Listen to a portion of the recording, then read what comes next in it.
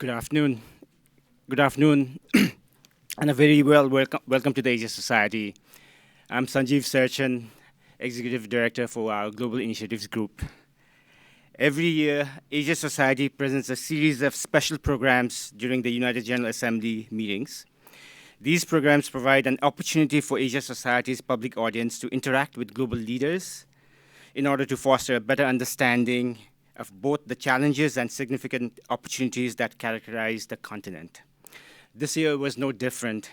Last week, we welcomed leaders from India, Thailand, Philippines, and Pakistan to our stage. This afternoon, we focus on Afghanistan and have the honor of hosting His Excellency Dr. Hamdullah Mohib, Afghanistan's National Security Advisor. We are delighted to welcome you back, sir, to our stage. You had graciously taken the time from your busy schedule to speak to our audience back in March. A lot has happened between March and September, and we are grateful for this unique opportunity to hear about them from you. Before I invite Dr. Barney Rubin to formally introduce our guest of honor, let me just mention a couple of our upcoming programs. Thursday, October 10th, Berggruen Institute founder and Asia Society trustee Nicholas Berggruen and World Post editor-in-chief Nathan Gardels discuss Renovating Democracy, their new book with Asia Society President Shio Jojechiran. This year's Asia Game Changer Awards ceremony and dinner is scheduled for the evening of October 24th and will honor women who are applying their unique vision and talent to make the world a better place. Each year, we honor individuals, organizations, and movements that have inspired, enlightened, and shown true leadership in areas that reflect Asia Society's core pillars of policy and business, arts and culture, and education. For information about these and our upcoming programs, please visit our website. This afternoon's program is on the record. Following Dr. Mohib's remarks, Asia Society President and CEO Joseph Shiran will have a conversation with him, followed by Q&A with the audience. Our event hashtag is Asia Society Live. For those who are watching this program via live webcast and wish to send their questions, please send them to moderator@asiasociety.org. Let me now invite Dr. Barney Rubin, Senior Fellow and Associate Director of Center on International Cooperation at NYU, to introduce His Excellency Dr. Mohib. Barney is a great friend of Asia Society and someone I have personally known for 20 years and have done a lot of Afghanistan programs in this building and at Asia Society. So Barney, I invite you to introduce Dr. Mohib.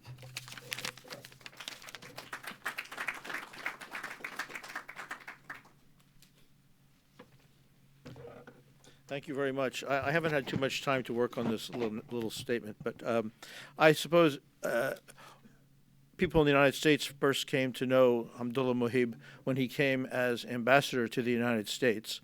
I want to give it just a little bit more, which was, when, 2015? When you came as ambassador to the United States, yes, and he served there for 3 years until returning to be the National Security Advisor of President Ashraf Ghani. Let me give a little bit more background. Mohib is from Khogiani district in Nangarhar province in eastern Afghanistan. And in a way, that district has a dual character which symbolizes the perceptions and misperceptions about Afghanistan in a way that he does personally himself. First, of course, it is customarily described as a remote area. And it is, in fact, the area of Tora Bora, it includes the area of Tora Bora, where Osama bin Laden and his lieutenants hid out after escaping from Kandahar after 9/11. But it also is the place where the emperor, it's a place where the Mughals built a magnificent garden called Memla Garden. Was it by Jahangir who built Memla Garden? Yes. And in fact, the Mughals had a very important presence there because the capital of Nangarhar province, Jalalabad, its very name means that it was built by the Emperor Jalaluddin, which is the actual Muslim name of the Mughal Emperor Akbar. So on the one hand, Afghanistan has this reputation of being remote and home of tourists, but on the other hand, it's a long-term home of great cosmopolitan civilizations as well. And in a way, Mohib exemplifies this because he was born in Khogiani district at a time when it was as remote as it's been throughout its history, because it was already the site of war. But he grew up to gain a PhD in computer engineering at Brunel College in the United Kingdom, and then returned to Afghanistan, where he put his computer knowledge and skills to work in the service of democratic politics, using his knowledge of social media and so on, which led to his current career as Deputy Chief of Staff of the President, Ambassador, and now National Security Advisor. So I'm sure you are all aware of various controversies surrounding him and so on, which I will not go into. But certainly, he is a representative in its many contradictions and characteristics of the new generation of Afghans, and also he comes from a place that symbolizes, in a way, the contradiction of the history of Afghanistan as both a cosmopolitan place and one that from time to time has become isolated because of the conflicts to which it has been subjected. So with that, I'd like to turn the floor over to Ambassador Mohib.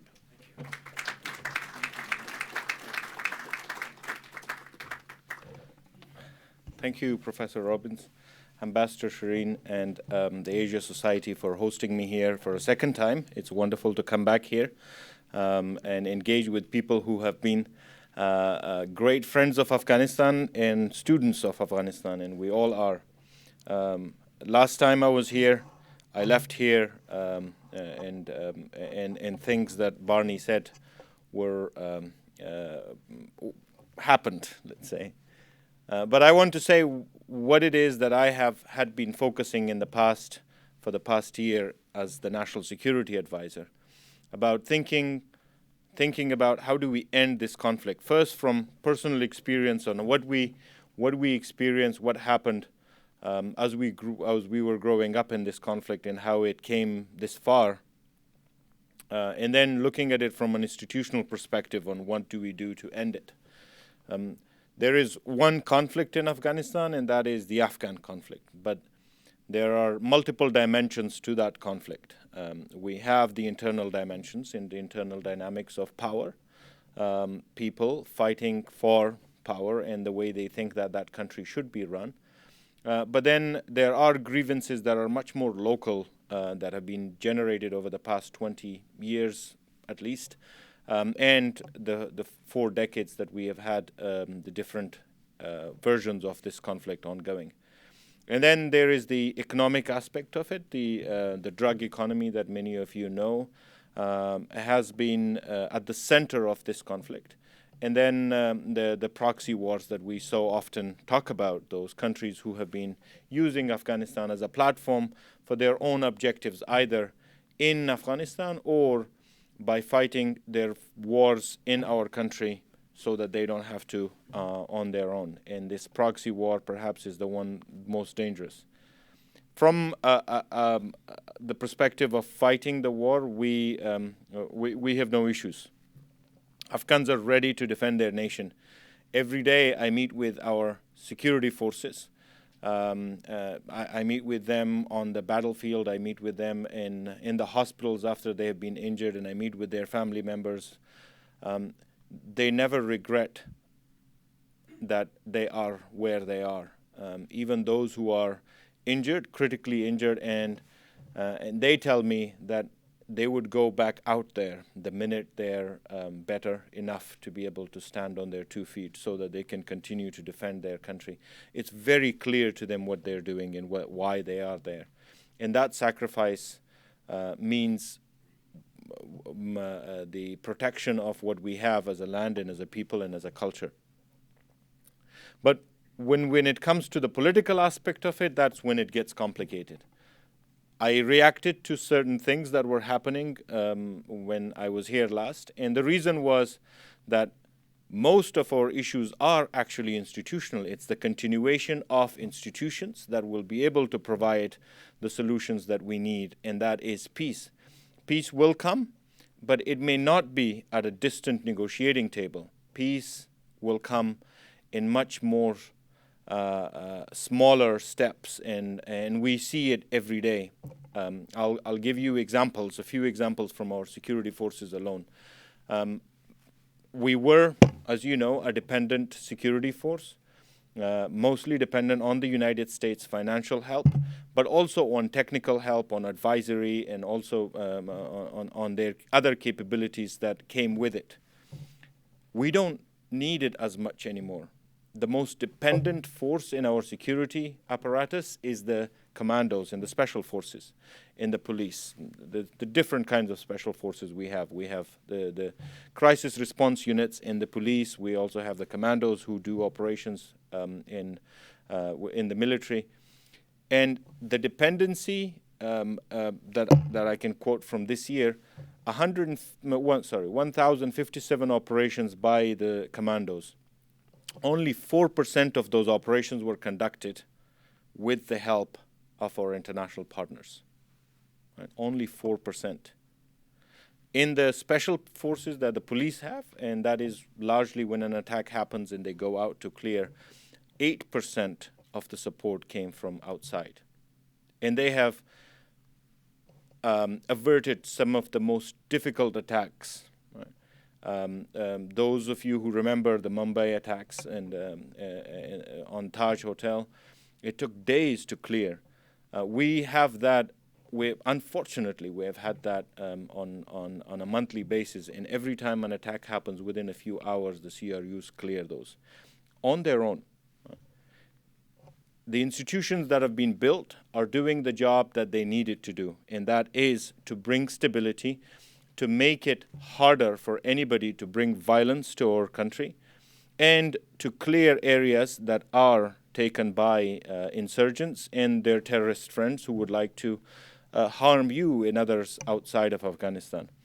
And that institutional support and that institutional development has been as a result of many sacrifices, both by Afghans and our international partners, particularly the United States, who have had, as a country, the most casualties after the Afghans.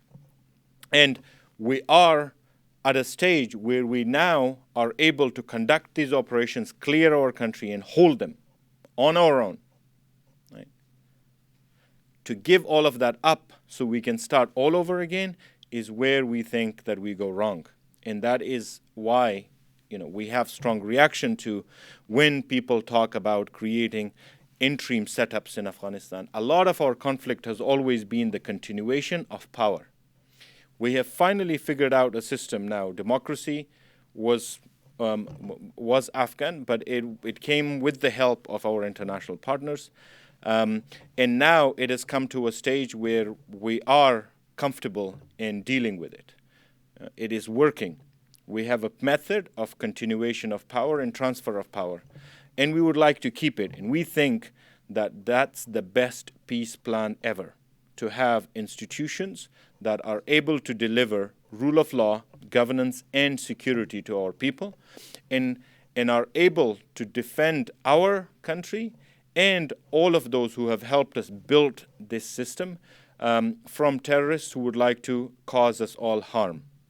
And that is what I think we are going to focus on post these elections in Afghanistan.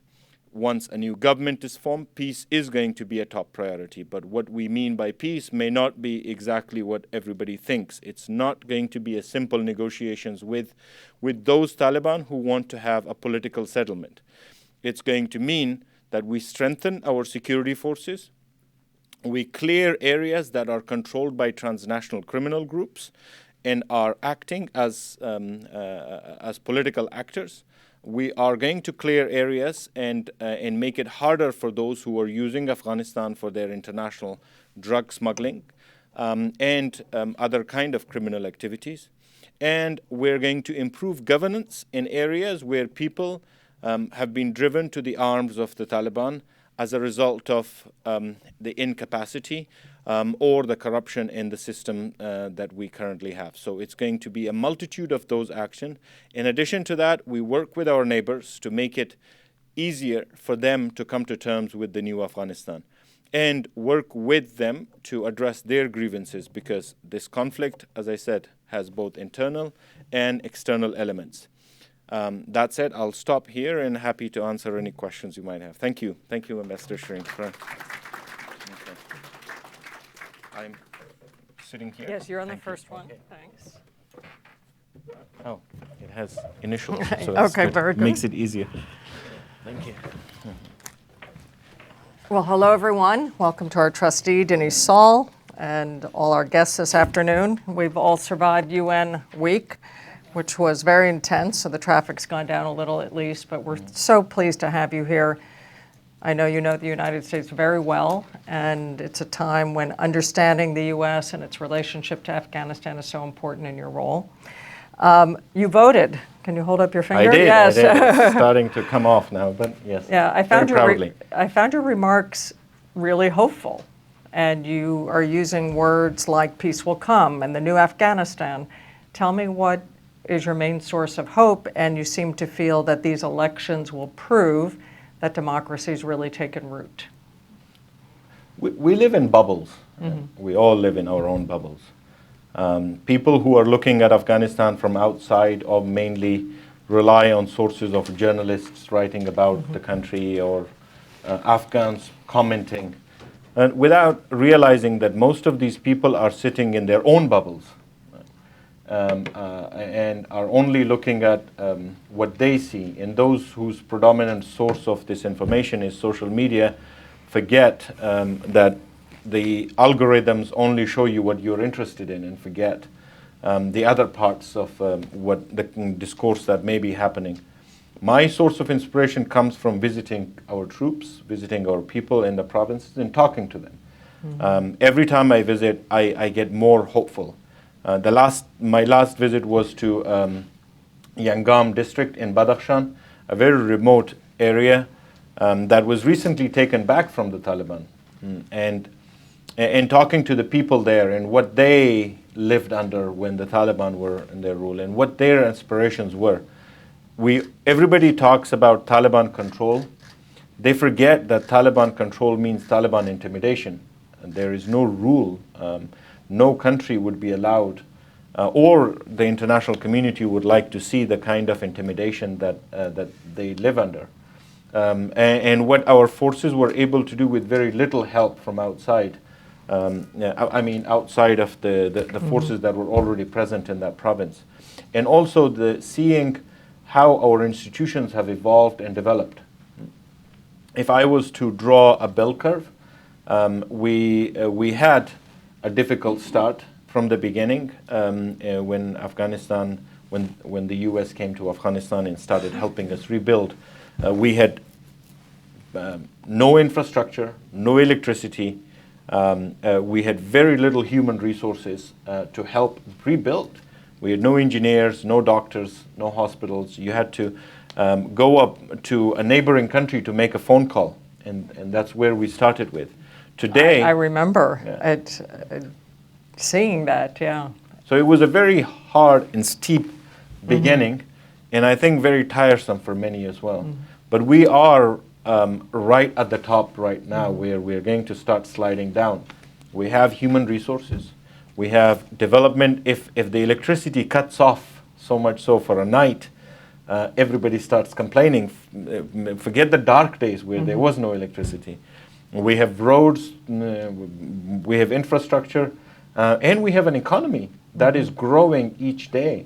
And we're rooting out corruption. The rule of the strong man is evaporating. Institutions are taking roots in place. So I look at all those steps that have been taken and are finally coming to has either matured or are maturing, is what gives me inspiration and hope that we have a better Afghanistan to look to. We'll come to the audience in about 20 minutes and for questions that come online. But just to continue for a moment with the positive streak here, what gives me tremendous hope is meeting the next generation of emerging leaders in Afghanistan. Asia Society honored the Afghanistan girls robotics team at our Game Changers event last year. We then brought them to Silicon Valley and honored them in California. I mean, they are rock stars, but most importantly, they're completely believing in their own future, their own capacity, and I've been struck really by the creativity of this generation. They're entrepreneurial, they're starting businesses, cafes, where they have the opportunity, where there's enough security to do so. And I get the sense that they're not ready to allow anyone to take their destiny. Absolutely. I think that team you met is a generation that has only known democracy. That, That's you know, interesting. in it, they grew up or were born. My generation, we were born in a war. We grew up with war. They have only known democracy, and they're also a testament to what having a stable education can do. So, as they were coming of age to go to school, there were schools for them to go to. They had they were getting access to the internet. And today, I've met those girls when they first came to Washington. I was the ambassador, and I have to say, my first experience with them was I was worried that there was a lot of media outside, and I thought most of these girls are coming outside, are coming to a country outside for the first time. I don't have time to prep them to talk to the media. And when they started talking as if they had been preparing all their life. They're pros. Yes. They were pros. And that is the Afghanistan that has come off. And that is what the Afghanistan we are fighting to preserve. People to be able to make their own future and have the capacity that they're capable of put to the use of serving their country. So after 9/11, as you pointed out, the U.S. and Afghanistan joined in a vast effort to try to stabilize and rebuild and de-radicalize the country. This has been the longest war in U.S. history, overseas war. It has cost thousands of lives on both sides. It's cost hundreds of billions of dollars. And I have never felt a bigger sense of fatigue on the U.S. side or the Afghanistan side. You said peace will come, and that certainly seems the demand of the moment and the mood of the country. Do you worry about this fatigue, the fact that there isn't that appetite to keep up that hard struggle, or are we entering a time when now this will naturally evolve into a more stable type of situation? Worried is a strong word. I'm not worried, but definitely concerned. It's the weakest word being used in New York during UNGA week. There's been a lot more threatening words flying around the world in all sorts of zones, but yeah. Well, I'm not worried, but I'm definitely concerned. Right? If the U.S. was to say and leave today, we will have difficulties paying our security forces. We have much to build before that happens. But if we were given a timeline, a responsible timeline, we can prepare. And we had a previous timeline that was 2024 when we had our self-reliance timeline prepared for, and that is when we were thinking about the different actions that we needed to take so that we could get to a point where we could at least operationally sustain ourselves, if not development-wise. And we had to expedite that. And like I said, it is a bell curve. Now, we are at the peak of it, and going from here will probably be a lot easier than when we started from the rubble. We're not at the rubble now. We have what we need to be able to sustain what we've built together, and we're committed to holding it. Now, when you talk about peace, for most Afghans, peace means an end to the conflict, an end to violence, so that we can go to weddings and not worry about Taliban or ISIS blowing the hall up, or go to mosque and offer condolences to our relatives when someone passes away and not worry that mosque would be blown up by the Taliban. So, for us, peace means an end to violence, right? Now, when we talk about a peace deal, we're definitely thinking about that. That is the main. Perhaps those who are negotiating are also thinking in those terms, but maybe violence is not everything to them.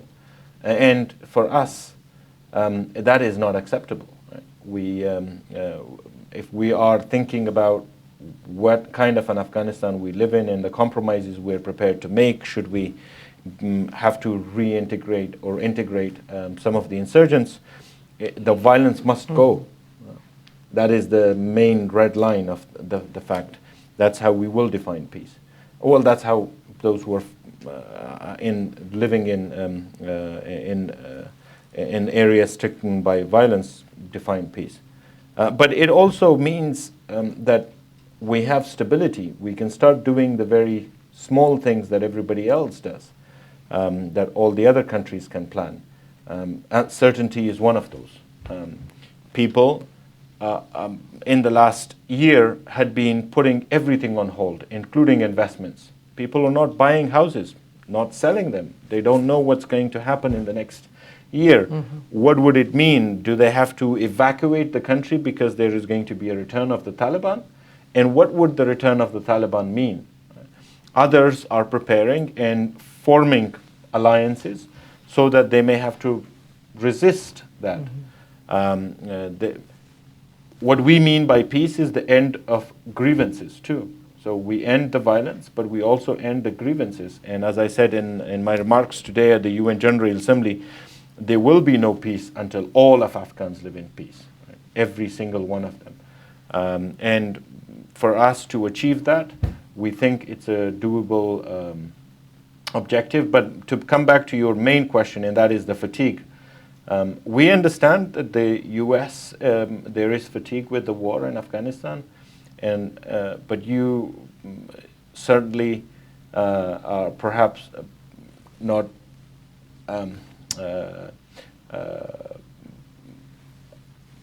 open or the visibility of how fatigued the Afghans are of this war too. We want an end to it, but there has to be a way to end it. Without completely surrendering to those who have been threatening us for the past 2 decades and what it would come to. That there is a path that we need to work out together. We are thankful to the support that the United States has provided us, and like I said, we don't want to lose it. The gains we've made in the last 2 decades have put us on a path that will lead to the stability that our country needs. And we can take the rest of the road on our own should we have to. What in the current Doha talks or whatever will follow in Norway or Camp David was paused makes you use the words complete surrender? The Taliban said they don't want to talk to the Afghan government. First of all, it's wrong.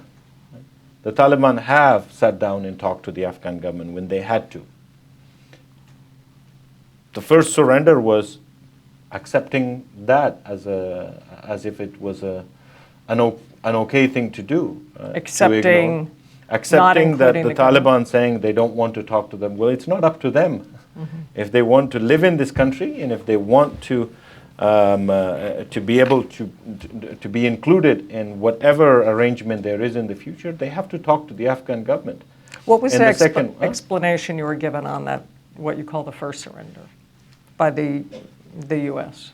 What is your understanding of the decision to not include the government? Well, I think I wasn't part of the decision-making process on what could have been, but I think it may have been led by more domestic reasons in the U.S. To want to expedite this process. Just like you said, there is fatigue with the war in Afghanistan, and the government or the administration thought that is the easiest way out. This is what the Taliban want. Let's give that to them, and hopefully they will follow. The next steps will be easier. Without, like I said, this was not going to deliver the peace that the Afghan people thought of. In this version, we also had the risk of going to a civil war because the Afghans who had been fighting were out of this, and that is the Afghan security forces. We have had 150,000 casualties in the last 20 years. And those people are not insignificant. They have families, they are in this country. And in that, plus everybody else who have committed themselves to this freedom and life. In 2001, when the U.S. arrived in Afghanistan, the Afghans were completely isolated from the outside world. I mean, we had been in conflict for 30 years. Like I said, you had to go to the neighboring country to make a phone call. There was no electricity, there was no infrastructure. It was an abandoned country, abandoned by its own people. Kabul was a ghost town, almost a ghost town. It's not that anymore, and these people have a say. So that was what you call the first surrender, and you were about to touch on the second surrender. Well, the surrender would be to give up on the institutions that we've built together. Right? The security forces won, but all the other democratic institutions that we have built, who are not perfect. I would never term what we have as perfect, but they are headed to what we are trying to establish, and that was institutions that are citizen-centric, that are delivering to its people. And have a rule of law, an equal rule of law for all. We are getting to a point now where we are collecting more and more revenue each day. And it's not because our revenue is growing, it's because we're reducing the leakages that were previously going to corruption and other ways where people were dodging to pay their taxes. Now they are paying, so our revenue is growing. We are also rebuilding our history, re-establishing our identity, right? All on our own, without any help from the outside.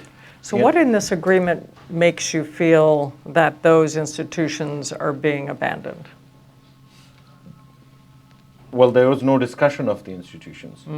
One, and the other most important part is we're not at the table. The institutions have a hierarchy. There is a government in place, and that government is not at the table. So your point is the structure So who of is these protecting negotiations is not recognizing the legitimate role of these institutions. Is there more surrenders, or the two? No. I think we are in a very good place right now. We can evaluate what happened in the last 9 months, see what we can rescue and salvage, and have a consultation with our international partners and our neighbors on the way forward. And we think that there is enough consensus in Afghanistan to have peace and reconcile those Taliban who are willing to accept a political deal. So there is an internal consensus, and our elections have happened. There is more certainty on that front. There is a lot that we can learn from the last 9 months on how negotiations went. We can also see the anxieties that happen, and many things happened in the last 9 months. We have had jirgas that have established the red lines. People have started discussing what is important to them. Before these discussions began, the Constitution was just a piece of paper. Nobody cared. And suddenly people started caring for the Constitution and the Republic. People started realizing their values and livelihoods are tied to this. So it has become much more serious. I think we are now at the cusp of a real discourse on peace. And as a government, we're committed to taking this opportunity to make that happen. So I'm going to come to the audience after 2 more questions. It's very intriguing that in the election Saturday, even though there was concern about fraud and concern that there would again be a stalemate between the leading candidates, that there wasn't the anger that was there in 2014. And part of what your delegation has explained to me was the use of biometrics to help reduce fraud in the elections. I know the power of biometrics to dramatically reduce fraud. And when you say we're seeing more taxes paid, we're seeing less fraud, I think people tend to be skeptical. But are you using new tools such as that to make sure that you can identify people and their responsibilities to a government and their responsibilities to revenue? Is that a similar story to the elections? And could you explain what happened in the elections? This perhaps was the best elections from a technical perspective in Afghanistan. And what is interesting is it was the elections that the Afghans were in more control of. Right? Mm-hmm. We had support, some financial support, and some other assistance during, for security preparations, but it was the elections that we paid for, we technically prepared for, and we secured. And technically, again, the best election. Security-wise, we were able to avert most of the attacks that were intended. The Taliban, it's not that the Taliban did not try, and they tried 273 times, 73 attacks around the city to disrupt. But we were able to prevent those and the ones that didn't actually happen. So there were issues with the election previously. Fraud was one of the main concerns, and perhaps one of the reasons our turnout was low, because people didn't believe that it would produce a result. We introduced a lot of measures to prevent them. First of all, people had to register, and their IDs were verified, so their national ID were verified and registered into a voter list. Now, those voter lists were then tied to specific polling centers where they had to go. So there was a limit at each polling center, and people had to vote in that place. Then we introduced the biometric devices, so the voter list had to match with the data on the device. They had to use their fingerprints for verification and access, and a picture of their ID card and a picture of the person, so that the person actually exists and is not just a ghost. All of those were to add additional measures to ensure that we have no fraud, plus the timestamps, because in the past boxes were filled at night and not on the day. Now the devices can measure when a person voted and what date that it was voted on. So we can prevent all of those from fraud. Now, it did create some issues because people who weren't registered showed up and didn't have their names on the registration list. People who have new digital ID cards didn't have to register, but they didn't know that they had to put themselves on the voter list, and they weren't on the voters list. We had some technical issues, but overall, women in conservative areas complained and didn't vote because their photo had to be taken and they weren't. There was no exception to that. So we did have some technical issues on that front too, but overall the main concern that was fraud was averted with this process. And just a last question before we go to the audience. President Trump said last week in his speech to the UN General Assembly that the U.S. wants to get out of these endless wars.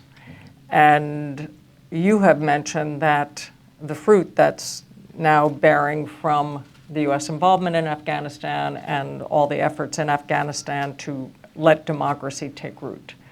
There have not been many success stories. I was Condi Rice's economic deputy at the State Department, and that fervor to create space for democracy in the Muslim world seems to no longer be a priority for the U.S. Would you say that's true? And what concerns do you have about that? Well, I would focus on what the Afghans want. Right? This is our democracy. It's what we want. And like I said, the discussions and the discourse on the Republic and our Constitution has been very strong and like never before. People realize what we have and what we want to preserve. So, and it's also not just democracy. It's also a way for us to sustain our institutions and continue. We are not a kingdom.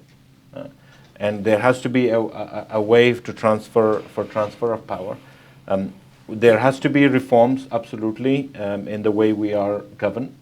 But overall, this is this is our system. It's not a system. It's not an American system. Not an imposed system. It's not an American system. So it's not about what America wants at this stage. It's about what Afghanistan wants, and what we are willing to protect and preserve. If the policy in the States has changed, it doesn't change the discourse or around governance in Afghanistan. Thank you.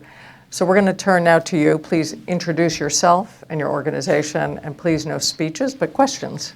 Thank you. Joyce Layton Mitchell. I mainly work in U.S. education in China, but I'm interested in everywhere. I was thinking about the U.S. press, and I'm interested to hear what you think they have right about Afghanistan. And if you have enough time, what they might have wrong about Afghanistan. It's a very good question. To begin with, they can spell the country. His name, and that's right. We're lucky that a lot of Americans have lived in Afghanistan over the last 20 years, and they've come, they've got to know our country well and our people well.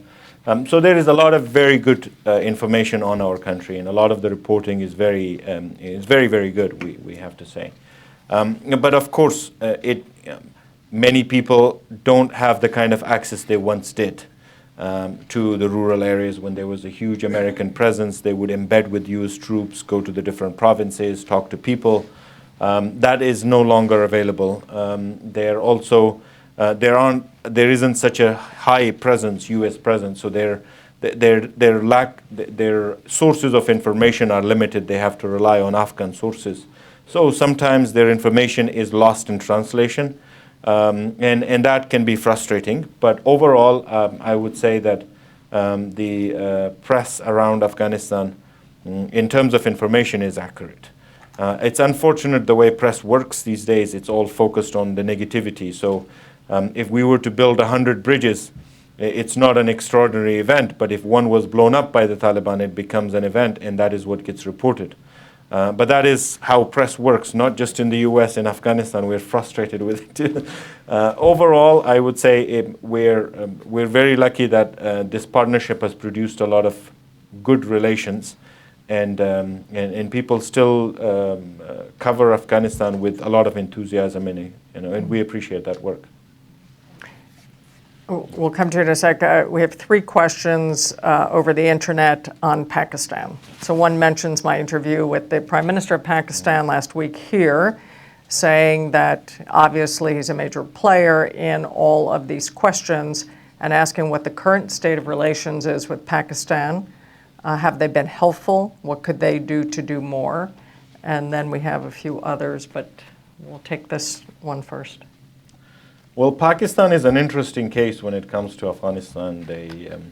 They're our neighbor, and we can't do without them. But unfortunately, they also apply a foreign policy that is violent, and in support of proxy groups, in support of providing sanctuaries, supporting the ideology of those terrorists fighting, facilitating of the movement of some of those individuals who come to Afghanistan to fight, either Afghan refugees or foreign fighters. But it always says the right things. And so when we meet with them, they know exactly, they know how to charm their way in. The action part is one that we are waiting to see. We have had some good meetings with the Pakistanis in the last few months, but we're yet to see any impact of that on the ground. When the violence is reduced, I think it will open the door for much larger cooperation. There was a question to the Pakistan Prime Minister of the split between the security forces and the political leadership in Pakistan, and that the security forces and reappointing the head of security, all of that sends the wrong signal, because that whole approach to harboring unstable actors or those who want to harm Afghanistan comes out of those security forces. Is that also your sense? Well, we're still analyzing what Prime Minister Imran Khan said in the UN here when he was, because just before that, when we met them, they told us that this is the first time that Pakistani political administration and the military are on the same page.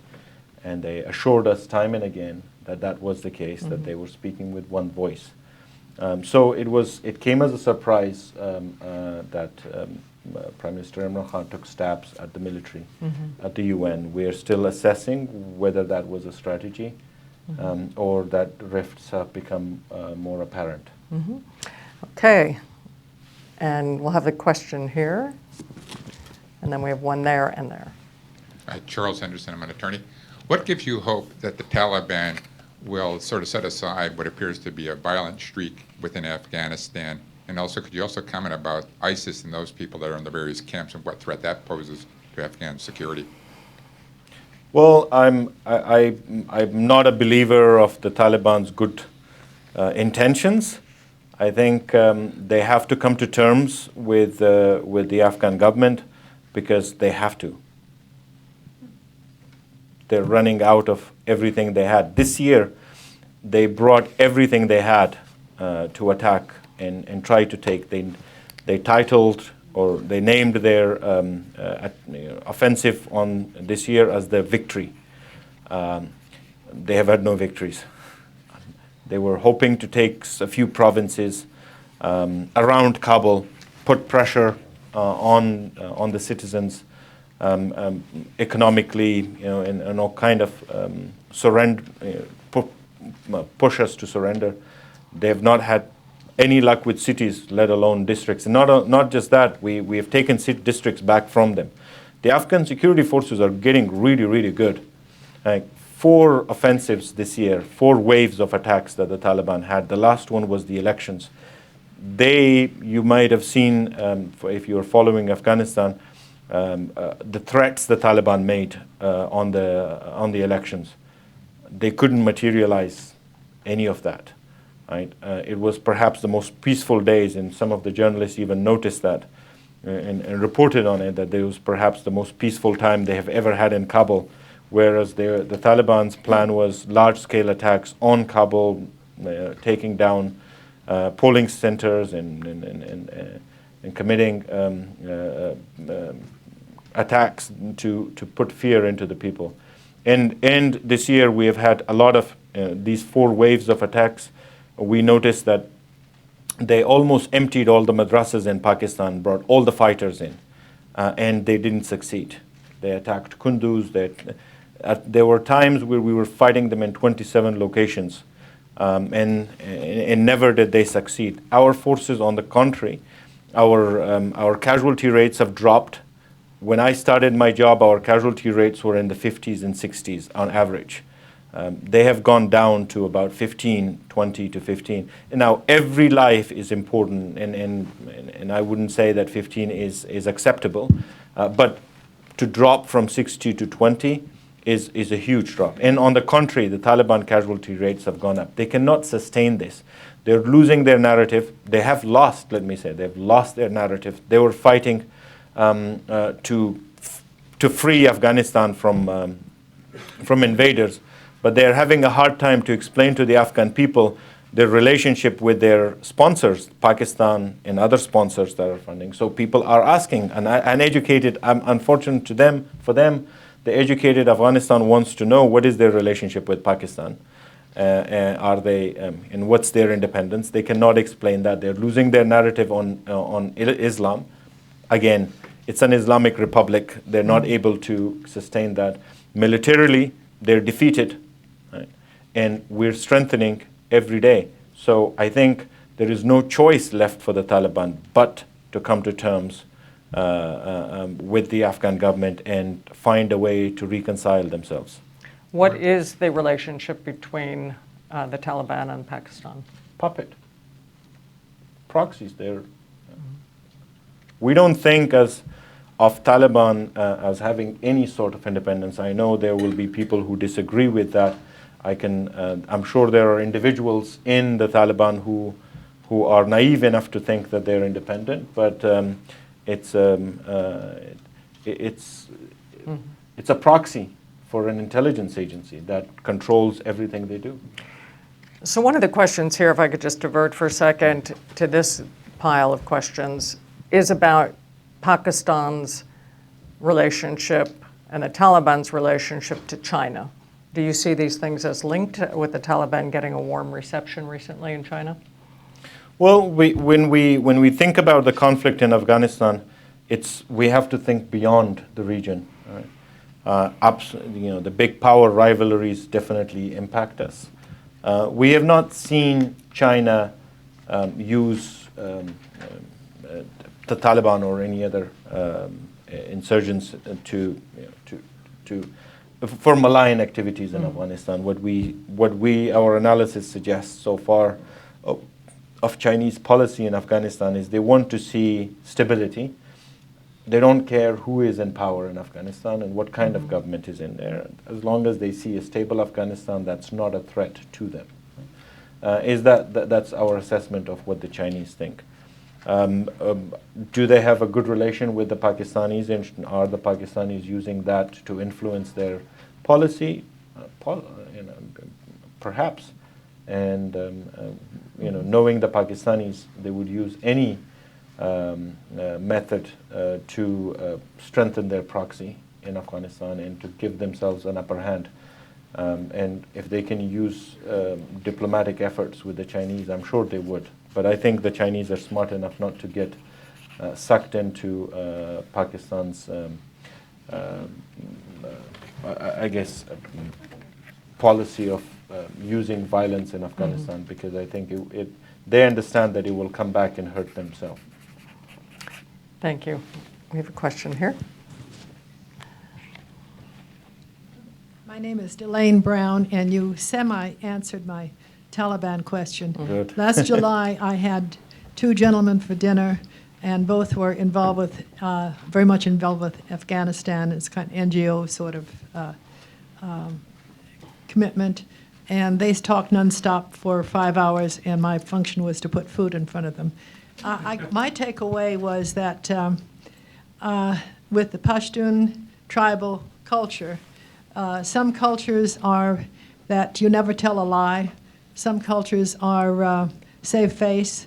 With the Pashtun culture, it seemed to be say anything. It doesn't matter what you say. You can lie fine. That just so how do you? The Doha talks were going on, so they were saying, "What's the use of this?" Because it doesn't matter what they say. They won't follow through, or they'll just say it doesn't matter. What is your take on that? Well, I wouldn't make it ethnic. I am a Pashtun, and a lot of our security forces who are fighting the Taliban today are Pashtuns. This is a war between the Afghan people and those who are fighting or using terrorist activities to hurt our country and our people. I think, I'm, with all due respect to the people who you had for dinner, I'm sure they need to They obviously get were not themselves a little Pashtun. update. Yeah, obviously not Pashtun dinner mates. Yeah. Let's see. Yes. I'm sorry, right here, because he's been waiting, and then we'll come back to you. Next, yeah. No, here in the blue shirt, thanks.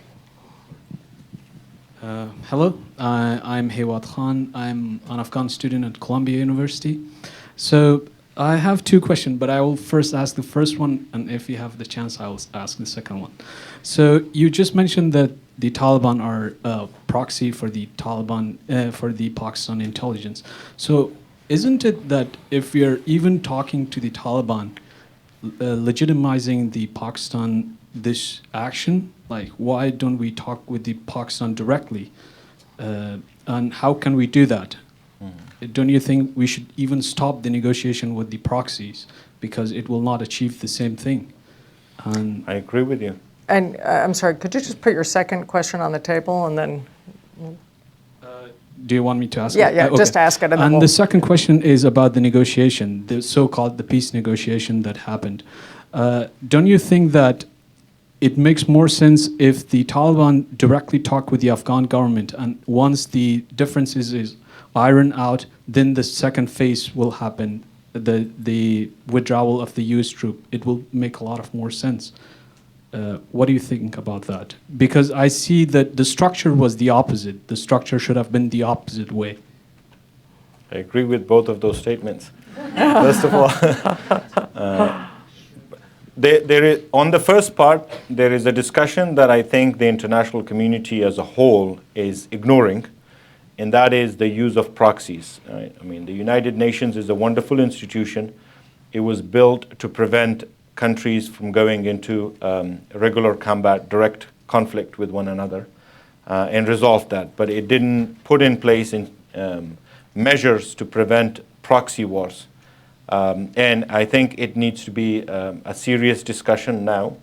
Unfortunately, every country uses some sort of proxy, and so everyone is involved to an extent, and for that reason, maybe not taking it very seriously. But if we wish to see a stable world, the discussion of proxies need to be at the core of UN discussions here. The General Assembly, I think they need an entire General Assembly on that, or a Security Council. But on the second part, there can only be one discussion. There is no two phases to it. And that is Taliban and the Afghan government. If there is another phase which discusses the withdrawal of foreign troops, that has to be done by the Afghan government. We have a bilateral agreement with the United States, a bilateral security agreement. There is a framework in place for that. If the U.S. wishes to withdraw, they can give us a notice, and we can start working on that. In the back here. Hi, I'm Raju. I'm a researcher. You've spoken about China and Pakistan. Could you also speak about Afghanistan's relationship with Iran, particularly given what seems to be Iran's changing relationship with Taliban and, of course, the tensions between the U.S. and Iran? Thank you. Well, Iran is a neighbor too. You live in a complicated neighborhood. Yeah, we do. Who doesn't? Yes. Well, Iran is a neighbor, and again, we can't avoid it. But when there is a conflict, many hands get involved, and some for their own protection, others for whatever reasons. And Iran's the part that has been better with Iran instead of Pakistan is that we have better relation with their government-to-government relation between Afghanistan and Pakistan. Iran has been on a much more mature level than that of with Pakistan. So we're able to resolve many of our issues that way. What impacts whether the U.S. and Iran relationship impact the Afghan-Iran relationship? Absolutely, of course it does. But it's something we're working to manage to make sure that it doesn't have a big impact, and credit must be given to the United States, and that they have also put work in to make sure that relationship doesn't get affected.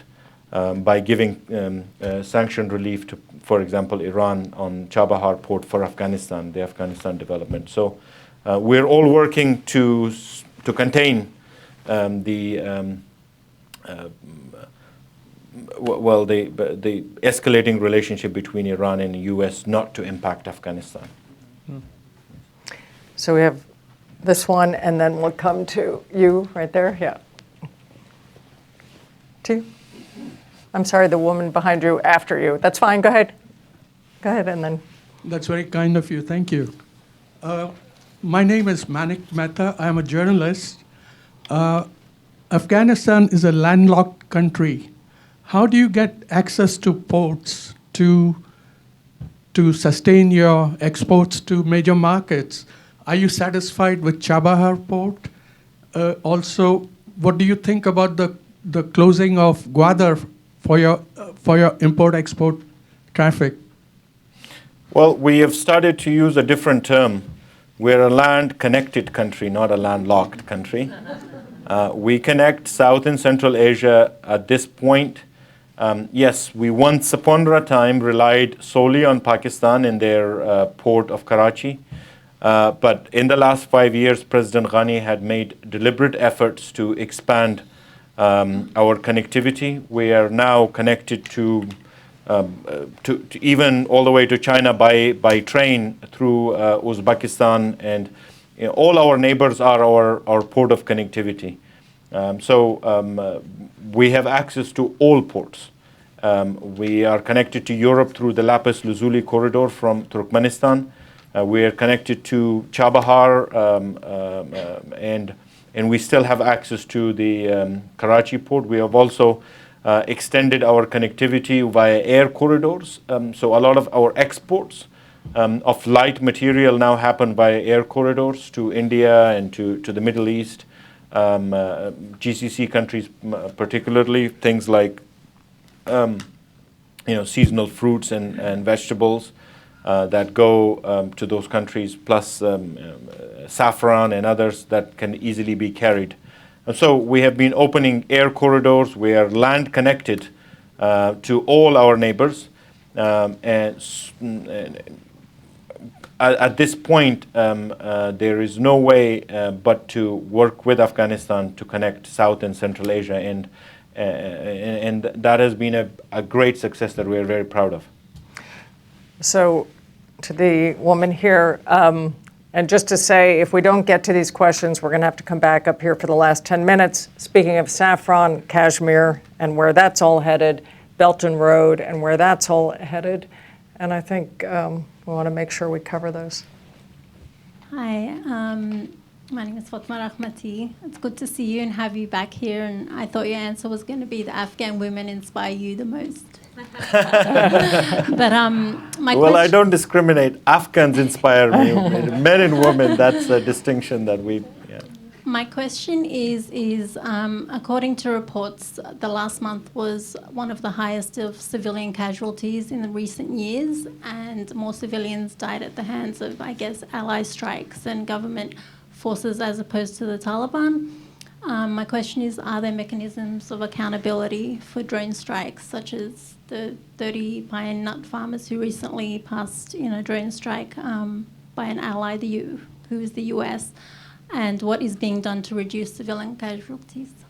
Well, civilian casualties are simply not acceptable. As a responsible government who abides by the rules of engagement, we're doing everything we can to avoid civilian casualties, not just ours, but also our partners who are engaged with us in multiple fights.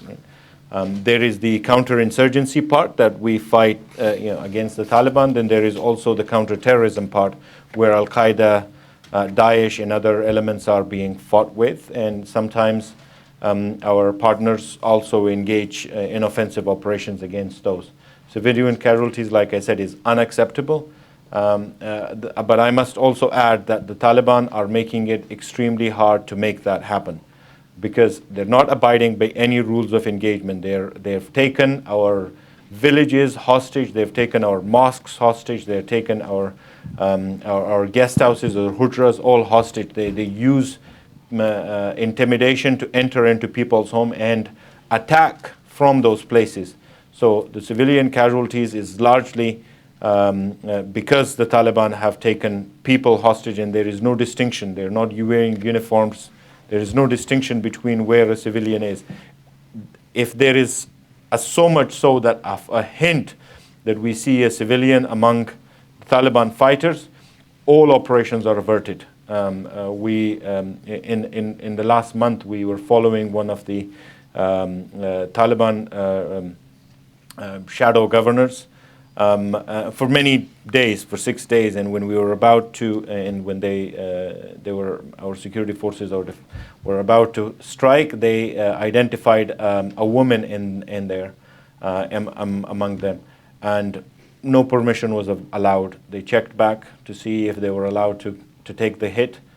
It wasn't permitted. So there is a lot of effort that goes into place when our army and resolute support forces take an action. When it came to some of those paramilitary groups or groups that were created by intelligence agencies and who perhaps didn't follow those strict rules, have also now been restricted. They've been told no action can be taken until it can be fully verified to make sure there are no civilians in the area. But I will use this opportunity to also call on the Taliban to stop using civilians as shields for their and stop using people's homes and mosques as places for as military bases for themselves. Thank you.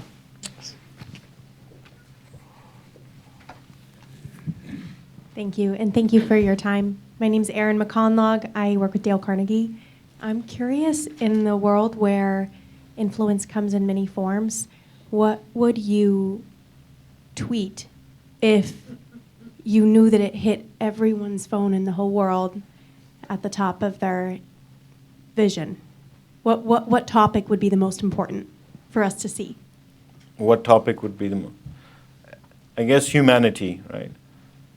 Unfortunately, a country that has lived in a war for 4 decades, I feel like the blood of all humans is not equal, and we feel that pain on a daily basis. Humans are valued differently if they're richer. A poor country still has emotions and still has feelings and families, and those grievances will only grow. If we want to see peace in the world, we must see peace in the poorest parts of it too.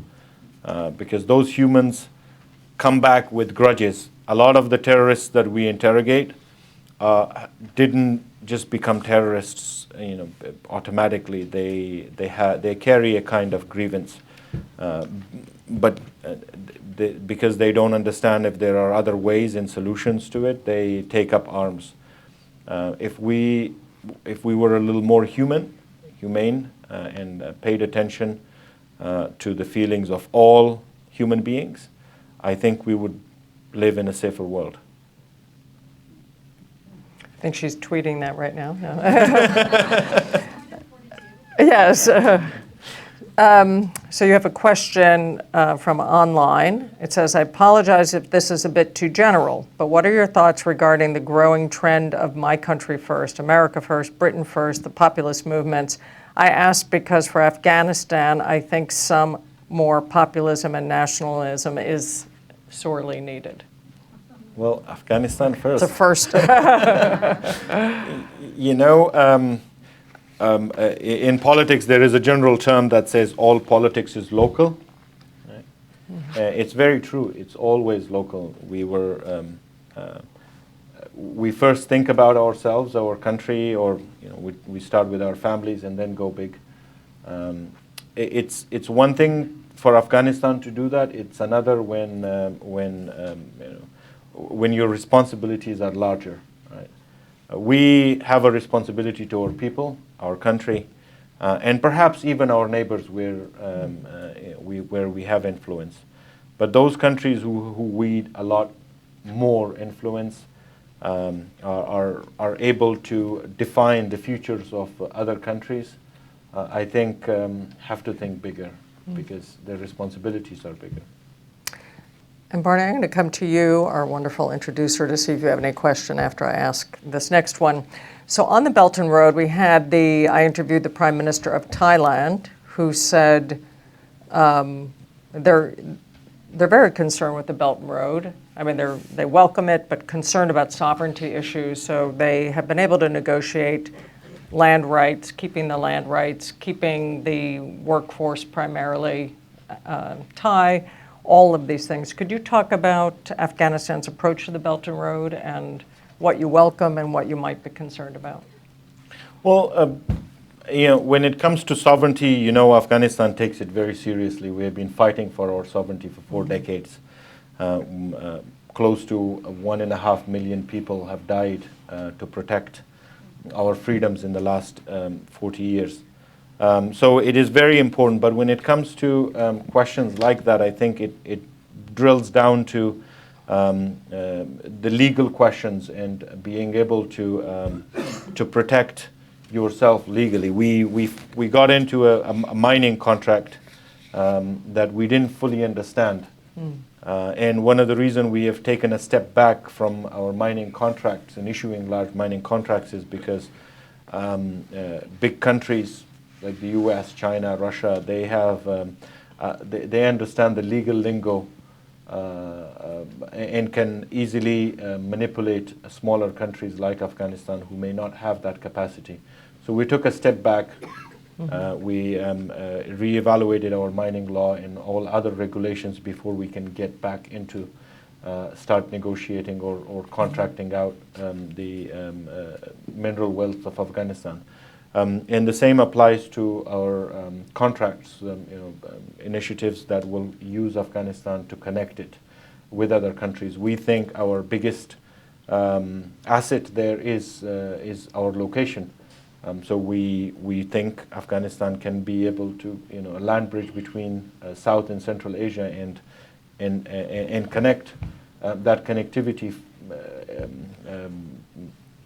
financially benefiting or economically benefiting all of the region.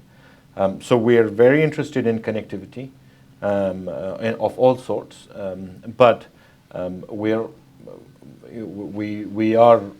wary and looking into how that happens. And our revival of our legal codes have been to protect ourselves from that. So just to understand, you don't yet have a signed agreement on a Belt and Road project? No. Okay. No. Anything from you? Here's the mic, yep. Well, thank you for the unexpected opportunity. The last time I asked you a question at the Asia Society, you commented that I asked difficult questions. That's why we kept you for last year. But I just can't help myself, so I hope you'll forgive me. Yeah, sure, go ahead. Okay. You mentioned that all countries have proxies. Mm-hmm. That is also true of the United States. And I talked to many of the neighbors of Afghanistan, and as you know much better than I am sure, some of the governments of the neighbors of Afghanistan think that you are a proxy for the United States. Not you personally, but your government is a proxy for the United States. And they feel threatened by the United States. And that is one of the many causes of the external factors in the conflict in Afghanistan today. And I'm not mainly talking about Pakistan in this case. How do you, yet, and the United States is far from Afghanistan, and landlocked or then the United States is not land linked to Afghanistan. It requires linkages through those other countries to get there. How do you envision the long-term, medium to long-term relations of the United States and Afghanistan, and what do you tell your neighbors who are very unhappy with the relations between Afghanistan and the United States? Well, our neighbors are not really concerned about us being a proxy for the United States now. What they're worried about is what the U.S. has plans for the future, and not for the immediate, because we are not a threat to any of our neighbors. There has been no threat emanating from Afghanistan outside of our borders to impact any of those countries. If they were, would be in a difficult place. But I think it's the potential of what they think can possibly happen. Having a country in a very critical location, our location it can also be a curse, and how it can impact if there was long-term U.S. presence without any conditions. But I think those concerns are undue. We have a very serious bilateral security agreement that defines U.S. role in Afghanistan for the time being. And over a longer period, if we were to have a U.S. presence, it will also be defined on what that is, and in a very transparent manner, where those agreements are ratified by our, the bilateral security agreement with the U.S. was ratified by our parliament, by Loya Jirga, and by our Senate. Not just, so it wasn't a decision that was taken in secrecy. And from what I understand in the questions we got here today as well, the U.S. doesn't want to stay in Afghanistan. It's fatigued. It wants to get out. So I think those countries who wish to see the U.S. leave should help us get to stability faster. And as for dealing with proxies, I think the best way of dealing with this, from where I sit, is by strengthening our own security forces so that they cannot threaten us anymore, and we can provide security to all our people throughout the country, and we are on the path to doing that. Do you feel the timeline for U.S. exit is definitely being squeezed, like you're going to have to adjust to a different kind of timeline? And I know there's quite a bit of bitter history in Afghanistan of the way countries have withdrawn, or a sense of abandonment, that wasn't fully negotiated or understood, and some obsession at the moment in Afghanistan with the U.S. withdrawal from Vietnam and what that means, and looking at lessons from past history. What are you more worried about? A precipitous U.S. exit that would not be well prepared? Look, in Afghanistan, every country is, of course, a result of its what happened, of its history. And in Afghanistan, every time a foreign troop force has withdrawn, it has destroyed our country. And the British in the first, second, and third Anglo-Afghan war destroyed Kabul after every defeat. The Russians, after their withdrawal, we had a civil war, and it left literally nothing in the country. So yes, we are concerned if the U.S. is to have a precipitous withdrawal. What would the result be? Another civil war? For that reason, we think that this can be done responsibly, and we can help with that. The Afghans want to be in control of our own destiny anyway, and as people who are freedom loving, we have no issue with the U.S. withdrawing. And all we asked before, and we continue to ask, is that that negotiation happen with the Afghan government, and we work on a time plan on what can be done. That said, we're also preparing for that scenario if the U.S. was to decide tomorrow that it's going to withdraw. On what is it that we need to do to be prepared so that we don't enter a civil war. So that scenario is actually being worked, as we speak too. Yeah. There's been quite a bit of speculation and debate here. What happened with the Camp David meeting with the Taliban, and why was that canceled, and what was President Trump seeking to achieve? What is your understanding of that and the status of these talks with the Taliban? I think it's a question that to ask a U.S. official. From our perspective, we were invited and we were prepared to go because we think that it would have been a good opportunity to talk to U.S. Policymakers at the highest level, speaking to the president directly.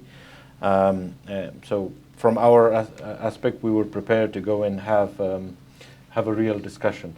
As for its cancellation, the reasons that were stated in the media were the reasons given to us too. Okay, so Kashmir. One would think you have enough on your plate, but this also would affect Afghanistan quite a lot, and this conflict between India and Pakistan. Could you explain your view of Kashmir, and why is that troublesome for you, or what would you hope to happen there? Well, we were unhappy that the Pakistanis tried to drag Afghanistan into the Kashmir issue. It's a bilateral issue between Pakistan and India. To drag Afghanistan and threaten that they will continue violence in our country is, I think, irresponsible.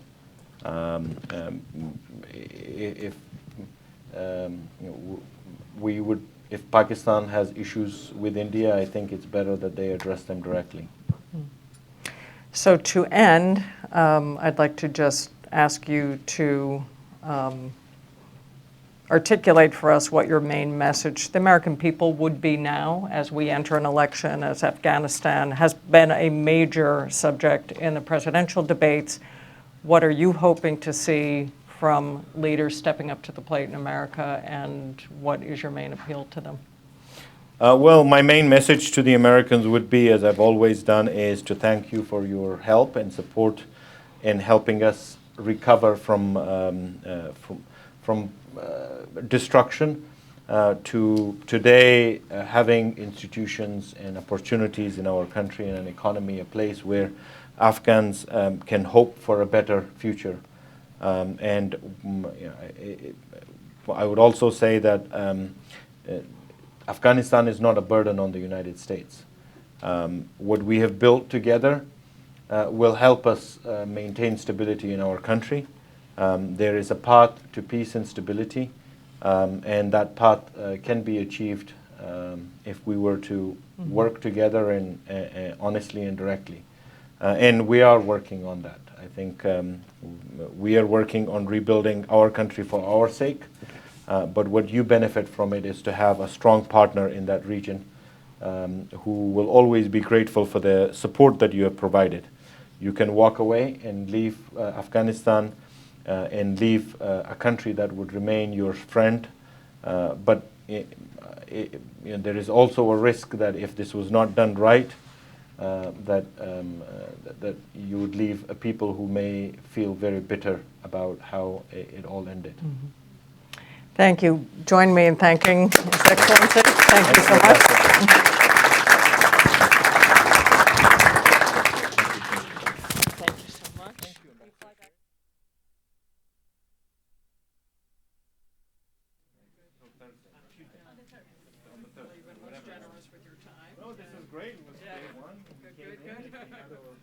Getting your message out, yeah. Thank you. Well, we need to have you come to Afghanistan again. Right, yes. You know, I was there with Condi the day that the Pakistan earthquake happened. And we had to cut our visit short and go right into start those operations to rescue people. But it was so hopeful to start trade in almonds and apricots and all of these things, and you know, well, you've got to come back. No, totally. Well, I know I do. I love Monaco. Hopefully next year, Barney will bring you. You will come to. Yeah. You can come to the what is that conference we have in Toronto? I'm not coming.